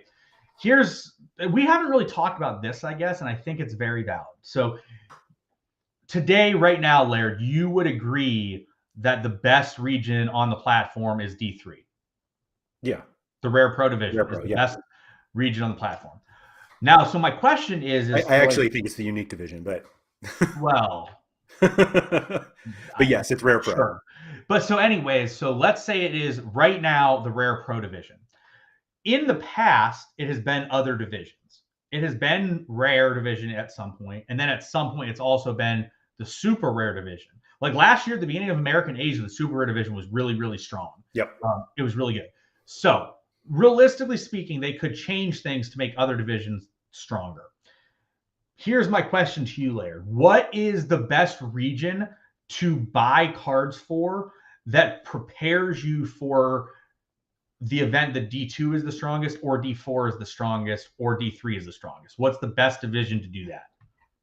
I'm not sure I understand the question. So if you're buying cards in Rare Pro, right, you are buying good super rares and rares. Yes. So you are preparing yourself effectively for the event that Super Rare division is the best division, or the Rare division is the best division. Okay, yes. Yeah, so like by doing D3 in general in the Rare Pro division and strengthening it as much as possible, you are also preparing yourself for, it's been a theory for like, 6 months that D2 is going to get increased and improved and everyone's going to like D2.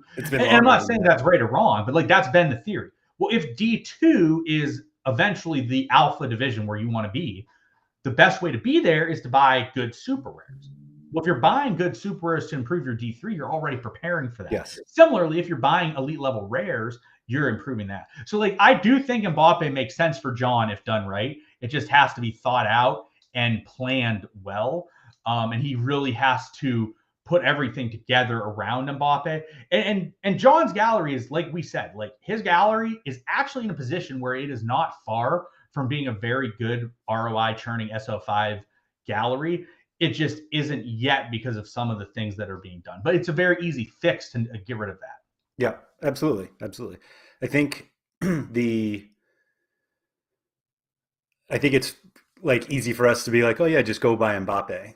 But like this is strangely like me buying Mbappe makes no sense. Like if I had to, like my gallery just makes no sense. This is actually a gallery that like buying an Mbappe rare makes sense. And I think that there are like enough, I'll even call them like extra pieces that can be sold to help finance that. Like we said, like what was the one today? 13 ETH or whatever the last one. You went said for, like, you knew someone that would do 12 as well. Right.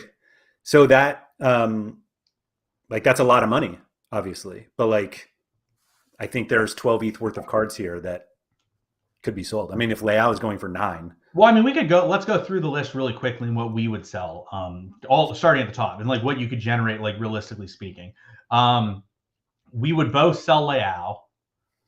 I would sell Courtois because it is, well, I mean, you could keep Courtois. You could. I mean, I think there's like a small handful of guys that you replace Courtois. Like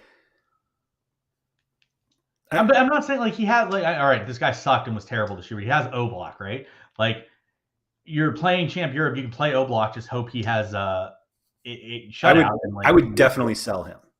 Well, here's another thing though. Like if I have Courtois, right? Like I'm dumping Courtois out of this lineup and I'm getting Allison in because I have Trent Alexander-Arnold. Sure.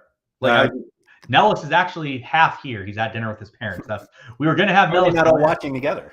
Yeah, we were going to have Nellis join us today, but it just didn't work out from a time-wise because he had plans already on the Friday. But like, yeah, so like, I mean, is there that much of a difference between Courtois and Ter Stegen? No, I mean, or Neuer. Like you can go get Neuer. Like, I mean, what's Neuer right now? I mean, the difference is that Courtois is obviously younger, but Neuer's like 2.2 ETH. So you could go sell Courtois, buy Neuer, pocket 1.5 ETH. Courtois is 3.5, so like 1.3 ETH. If you do something like that. I mean, Ter Stegen's 1.6. Yeah, like I don't know. I guess I'm just not as, like you talked about, like I'm not as worried about which Champion Europe player he has there. The only reason I'm saying like it makes sense for him to have a Champion Europe lineup because he has so many Champion Europe U23 players that he can't use them all in U23 Rare Pro that you might as well have a good Champion Europe Rare Pro lineup as well. I would definitely sell Kulusevski. I think he's at a peak. I would probably sell one of the TAAs to sort of get away from that. I would have sold Gakpo a while ago, but that's just because I don't think he's got great landing spot. I would sell Sulemana, who's up next on the next line. I would sell him. I would sell Kakare. John and I were talking about Kakare. Like, if you click on Kakare, like, tell me this is a card that you're like, I just don't see it. Like, I don't see why this is a card that you realistically want. I agree with you. Like, it's just sort of a card that, like, I will say I don't think he's bad to have as a like depth player. But realistically, it's fine. So Mark, he doesn't have to sell TAA, but like he wants to generate ETH and then doesn't want to sell like a layout type. So you have to find ways to generate significant amounts of ETH. And TAA does make sense because he still has one. If he goes to the moon, he still is part of it. He doesn't have to sell it either. He can use TAA for Champ Europe Rare Pro. So like I think that's totally fine too. I'm not as adamant about selling a TAA. No, I'm not either. I mean, I'm saying it, but I'm just trying to give him realistic paths to generating some ETH that he might be open to doing. But like, yeah, like Kakare, like you can get at least an ETH for a Kakare super rare. I don't see how you'd ever want to play Kakare. John was going to buy the Kakare unique. And I was just like, I don't understand it. I do agree. I think you just look. He's won 3 rewards with CAC Super Rare. I think that's enough. Where you're just like, oh, he's not using it enough. Correct. To justify keeping it. And I would say, like, if you look at it too, right? The 1 week where he won the only reward of value there, realistically, CAC produced 8% of the points. So it wasn't a. So Mark makes a good point. He's saying sell Vonnekin because you can buy Vonnekin back. I think that makes sense. You could sell Vonnekin for 1 ETH or 1.5 ETH, and then if realistically, if you want Hans Vonnekin back, you could get Hans Vonnekin back relatively easily.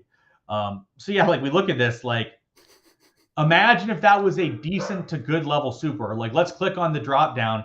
How many points did he need for a podium here? That was a long time. He was. It was. So you need 55 more points from a podium. He's only 10 away from it. So if he had a decent level super rare there, that's all of a sudden that's a tier 0, which is a tremendous difference in reward. Obviously, like Kachu is smashed and exceeded expectations for everyone thus far. Sure, sure. There's just cards to sell to generate that I think makes sense. Mark makes a good point. You can sell people that have a lot of supply, and you can always buy them back if you want. Sure. And that's why Mark says don't sell TA. Totally, I get it. Buy into that and totally understand that. And I think that's a reasonable thing. There are just players that I think if you are trying to generate ETH and you're trying to generate 10 to 15 ETH and you're trying to do it relatively simple, you can sell. Like we keep scrolling, like Nuno Mendes. Like I'm selling Nuno Mendes. I just don't think he's very good. Alexander Nubel. Like I'm selling that card. I don't think that card makes much sense for him. The fact that he right here has Cherky and Doku, at least like shows those are the kind of cards that like eat up ETH that you're not doing anything with. Correct. They eat up ETH that you can't use, and you can't play them because, like, realistically speaking, how many times this past year could you have used either of them? Like, literally never. Literally no times, and that's 1.5 ETH tied up in 2 guys you literally could not play a single time last year. And like I remember Leon had like a random game that was like super short week where not many people played and was before like Cherokee was like totally out of it. You still didn't play him. Like you still generally would play other people. I just think like, for example, like there are guys that you can just sell and generate ETH to get these guys that you need. And I think if you do that, you can really make your lineup a lot stronger and the lineup that you want to be a lot stronger. Yeah. Now, I'm going to clarify again, guys. We are not saying definitively go sell Trent Alexander-Arnold. We would much rather sell Rafael Leao, but we think we are going to get a lot of fight back. He actually just got a Toby Layson. He bought it earlier today from Pablo Trader, Mark. We were talking about that before the show. I thought that was that was a while ago, wasn't it? I thought you said it was today. No. He's had that one a long time. No. Oh, yeah, it was a year. Yeah, so he has a Toby Layson super. There are just Sharp Nellis. Way to get that Layson super rare back in. It's like when he got De Kaiser. That's why you do it. That's why you do it. The De Kaiser card is a great card to possibly have and to move. But so realistically speaking, John can generate if he wants. He also has 9 ETH to make things happen, so he possibly doesn't even need to generate more.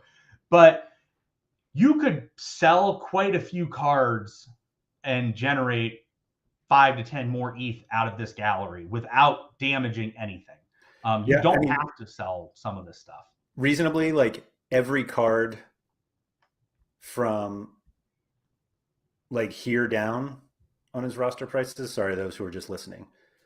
But like El Hadji super rare and all the way down. If he sold every single one of these, his gallery doesn't like his lineups don't change. I'm not saying to do that per se. I understand what you're saying, but like if you sell a bunch of guys that are at their floor, it's generally not a good idea. Sure. I just mean, I'm just trying to show like how many cards are in the gallery that he's just not using. But it's really like it's a whole about the sexy thing, right? Like if you start selling some of these guys like Cherokee, I don't even think you see. What I'm saying is I think it's okay to hold on to those cards, but sell Storm and Brent and you're not going to Sugar War super rare. Like those cards are fine to let go. Like you sell guys that are your boy Wesley, my boy, cards like that. Like it's just realistically speaking, there are ways for him to generate. Yeah, he has a David Rare. You could totally sell a David Rare. You could totally sell like there's just cards you can move that won't impact you whatsoever and get the guys in that you need. And if you get the guys in that you need, it's going to make those elite level Trent Alexander-Arnolds worth a lot more. Yeah, as well. I meant it more just as like a general lesson for everyone. Like, like we know that most people don't have 90 ETH galleries, but a lot of people have cards at the end of their galleries that they never use, and if that's the case, you're just like, oh well, it's good to have depth, and it's like if you have nothing going with these cards, let them go and buy the depth later. Like buy the depth when you need it, because these things just like drag down galleries for no reason. I've been doing it, you're aware to some extent. Like I've been buying more marquee level cards that can actually be productive for me going forward, like Jota. Like I in the past have not bought as many marquee level cards as I probably should, but I'm trying to buy more marquee level cards that can really benefit my gallery in general. The depth definitely helps. Like I love having depth because I get to play matchups. I get to play a lot of lineups in weird weeks where I get a churn where maybe I don't need as high of scores as well.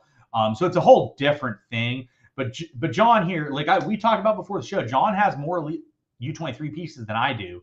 But my U23 generation over the course of this year has been really, really good, despite not having stuff like that. And he has the ability to do it. He just needs to do some small tweaks with his gallery. Yeah. I think there's an important lesson here that when You Never Walk Alone and Nanzo are both saying don't sell Trent, I think maybe we shouldn't sell Trent. No, and I'm fine not selling Trent because I think you can play Trent in Champ, you can play him in U23, you can play him in Global. So like having two Trents isn't the end of the world. It's just I'm just looking for ways to generate significant amounts of ETH without selling tons of depth. But like, yeah, when you look through the depth, like sell David. Like, I mean, Koulibaly, like I love Koulibaly, but like, do you need a Koulibaly? Maybe not. Well, he has a Napoli stack. Well, maybe no, yeah, but maybe you go like you said, you could buy Ter Stegen if Koulibaly goes to Barca, and then they figure out how to do some shady stuff to get him in. You're good to go. But there's just like looking through stuff. Like, does John need an Efrain Alvarez? No. Right. Yeah. You could sell an Efrain Alvarez. Like, does he need a Cole Bassett? No. Like Cole Bassett couldn't even crack the field for Colorado. I think Nubel, like he doesn't need a Nubel, Nuno Mendes, like Cacres, stuff like that. Like there are ways to cut this 1 ETH at a time. There are ways to cut it significantly. I would sell Kulusevski. I don't think that card's just a big card I wouldn't want for me. I would sell Kulusevski. And I would sell Leao. And if you sell those two and then just reassess. So, Mark, since you're here and you're adamant about the TAA, would you sell a Rafael Leao and Kulusevski super rares? I think he said earlier he would sell Leao. Okay, yeah. So, like, I mean, Leao at 9 ETH seems absurd to me. I don't see how you don't sell Leao. Well, just because one person bought at 9 ETH doesn't mean someone else will. But it is just kind of funny to see a gallery with two TAAs, a Bellingham, Courtois, Donnarumma, Van de Voort, and the most expensive card is a Rafael Leao, so even though it's a super rare. What is the current price point on Allison? 4.5. About 5. 5-ish. 5-ish was the latest one. Yeah, so Mark hates Leao. Yeah, I don't really believe in Leao much either. I think there's just other options on Leao. But like, yeah, you sell Leao, like your 9 ETH becomes 18 ETH immediately. And then you sell a few other pieces, boom, you're at 25. You can do a shitload of stuff with 25 ETH right now. Do you think that this deal was going down and somebody's like, I'll give you 4.85 for Allison? They were like, no, let me get that Yannick Agamon limited.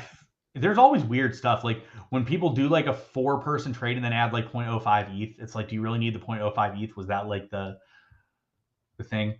I think the reason they do this is so that it doesn't show up on the price graph. We think he needs to get a differentiator. That's kind of what we're talking about. And we're talking about he needs to get those elite level U23s. I think John getting a since when is Trent not a differentiator? Yeah, Trent's a differentiator to me. I think Trent's a differentiator. And then Mbappe. Like if he goes and buys an Mbappe rare, which we think is a realistic option, you running a lineup of Donnarumma, TAA, and Mbappe, and then pairing it with 2 elite level super rares or good enough level super rares, that's totally a good enough lineup to go and win frequently. Is Vinicius enough? Yeah, I mean Vinicius would be fine. That would like if you don't need, like if you don't want to go all the way to Mbappe, I think getting Vinicius is fine. Yeah, I think that's fine too. Or you could go buy Jota, like we talked about. You could go buy Jota. Jota's not sexy. Jota's sexy right now. Not right enough. now, he's sexy. Challenger players aren't sexy, Sean. He can finish top 20 every week with that type of group. If he goes and gets those type of players, he can definitely finish top 20 every week, I think. The issue is like when you're pairing. No, when we're telling him to go buy that mega star. He's got 2 Trents. What's going on here? Mark, what's up with this? You're bashing on Trent. What is going on? I don't think you can be hating on your boy Trent this much. But like, no, the issue is like you cannot be pairing players like Dejan Kulusevski and Jonathan David. You cannot be plugging those guys into lineups realistically. Those guys are just the guys that are not getting the job done because they're not supporting guys like Trent well enough to get that job done. Yep. Did you see Netherlands absolutely dunked on Belgium today, by the way? He's saying that he needs a super rare differentiator.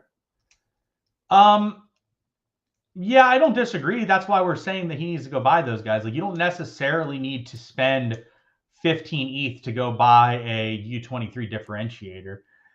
Yeah, he needs an upgrade on Leao, David, Kulusevski, which is exactly what we're saying. Like, we would be dumping those guys. His super rares, that was the whole beginning premise to our discussion, is that his super rares are not good enough. He has a lot of strong rares. He doesn't have the super rares to support those strong rares. And if he can go and actually get those super rares that can come in and support those elite level rares, that's where he should be going on things as well going into this upcoming season. Like, you don't need to be spending 35 ETH to necessarily get a elite level super rare player. You could get a 2 to 3 ether. Like, Solette could be really good this year. Would you rather 12 ETH for Mbappe rare or 9.75 for Tchouaméni super rare? Correct. So, Mark, what we do with the gallery reviews is we recommend the path that the person wants to go down. And John clearly wants to go down the U23 path more so than the Champ Europe path, effectively. So that's why we're doing it. But like Solette could be really, really good at Salzburg this year. Mm-hmm. That could be a differentiator card that's a really good card. Like, is he Jurriën Timber? No, but he's a really good card that can score that well.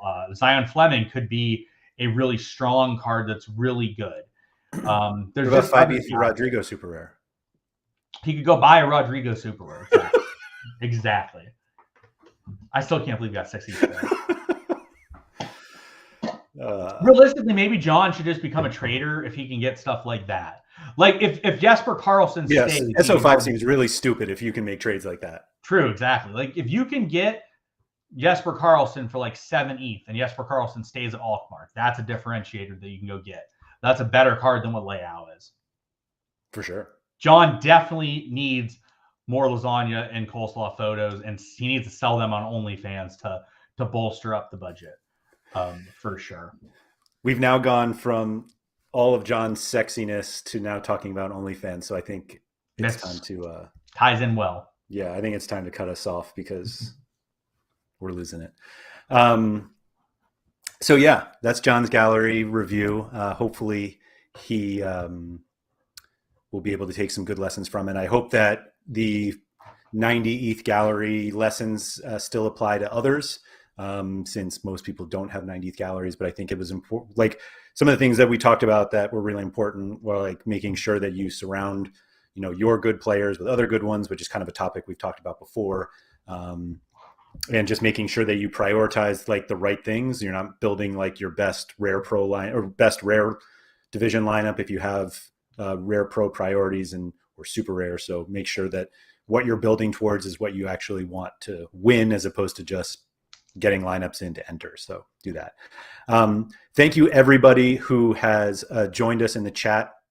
This was a particularly long discussion, but you guys made it a lot easier to get, to talk about different points. Thank you to Hendo for bringing up the Mbappe part because we were both excited to get to that one. So it was nice that you guys are recognizing kind of where we're going, kind of shows that we have some familiarity, which is always nice. If you haven't already, if you guys could please hit the like button on the video, that would be great. If you're listening to the audio version, there was a lot of visual stuff in this one, but If you listen, please rate and review wherever you do. I'll be back early next week. Andy will be back for Sorare, Andrew's earlier in the week, and then Sean and I will be back next Friday for the strategy show. So yeah, thank you everyone. And Sean, I'll talk to you later.